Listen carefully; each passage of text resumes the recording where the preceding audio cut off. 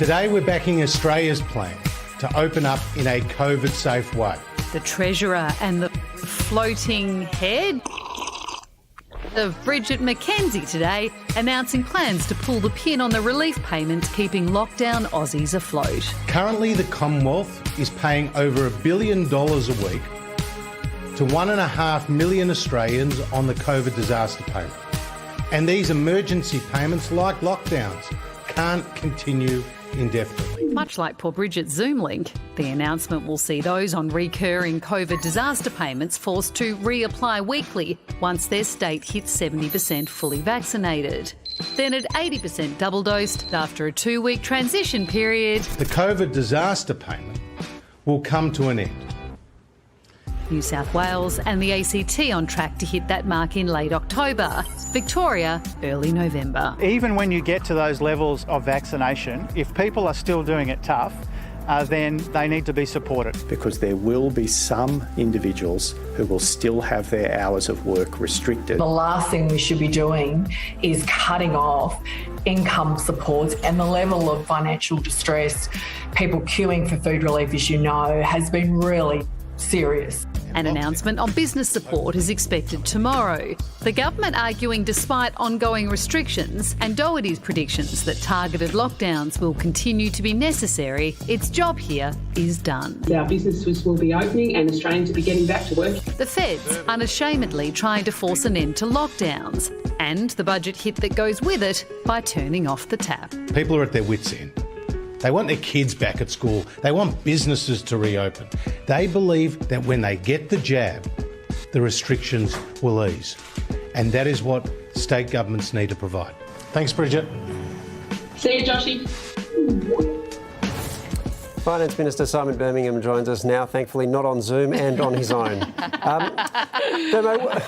Why would you do this when your own plan, your own national plan that your government is pushing, says that there will still need to be lockdowns after we reach 80% vaccination? Well, Waleed, what it says is that there may be need for highly targeted, very specific lockdowns. So we're not talking about the type of lockdowns that we've been living and experiencing in some parts of Australia in recent months. They're not blanket, they're not statewide, they're not enduring and long term. What we're talking about is moving very definitely to a new phase because when we hit those particularly 80% plus rates of double vaccination, the Doherty Institute modelling does show that we're able to then manage COVID in a way much more analogous to how we manage the flu or other infectious diseases, and that's what we have to be able to move to. That's the dividend from vaccination to be able to get the nation back to work and functioning again. Right, so the lockdowns would be rare, but they still might happen, which means that it probably won't cost you very much, and it just kind of seems a bit mean to deny people access to that money when the ones who are in lockdown, even if there aren't many of them, will really, really need it. And in the meantime, you've got other businesses under restriction, so they can't operate at full capacity, which means hours and things like that will be lost. I just don't get it. What is it that, why is it that you just don't want to help these people who will need that help? Well, Waleed, these are quite extraordinary measures that we put in place in terms of the types of disaster payments, the type of business assistance there to deal with the very extraordinary circumstances of prolonged long-term lockdowns. As a country, we still have a range of different business supports that we put in at the last budget that are enduring, such as the loss carryback arrangements. We still have arrangements in terms of support for individuals, be it those who may be forced to isolate or, of course, the usual safety net measures. But importantly, we also have lived experience from when JobKeeper came to an end previously, and we were in a position where we actually had record levels of workforce participation, huge, driving lows in terms of unemployment. We had businesses actually crying out saying they had labour force shortages, and that's what we want to see us get back to. And we have confidence that given the strength in the economy, we will have that type of strong demand once again. So is it about pressuring the states to not have lockdowns? Certainly not. We've built this based on the scientific evidence of the Doherty Institute, framing the pathway out of lockdowns and these sorts of measures, because we have to be able to get back to a point where people can live their lives, run their businesses, where we're not spending a further $1 billion plus a week in terms of economic supports that is all borrowed money on the future. And we have to be able to get the dividend for mass vaccination. And Australians are turning out in massive numbers, and they're doing so to protect themselves and their loved ones, but also to get back the way of life that so many want.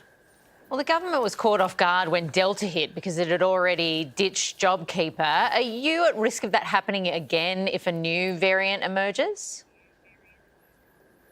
No, because again, we have all of the lived experience through the pandemic. We weren't caught off guard. We were able to structure payments much more targeted, much more able to be turned on and turned off as different circumstances have allowed. And they've worked in that regard in a more targeted way than JobKeeper had been. JobKeeper was incredibly effective when essentially we had the whole country going into shutdown at the same time.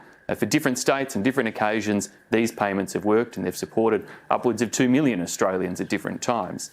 And so we'll be able to work back to that if we face other unforeseen consequences in the future. But right now, vaccinations are proving to be highly effective at protecting people, stopping them from getting critically ill, stopping them from going into hospital. And that means that we can have the confidence at these very high rates of vaccination we're getting as a nation that are going to push clearly way past 80% of the over 70s, the first age group who got access to the vaccine. Some 94% of them have had a first dose now, and that should be an inspiration to all Australians to drive towards that type of take-up. Minister, thanks very much for your time. Thanks, guys. My pleasure. With so much content online, it's sometimes hard to keep up with it all. And let's face it, who has the time? The Project YouTube has you covered with the stories that matter. Hit subscribe for a daily list of the news that you need to know.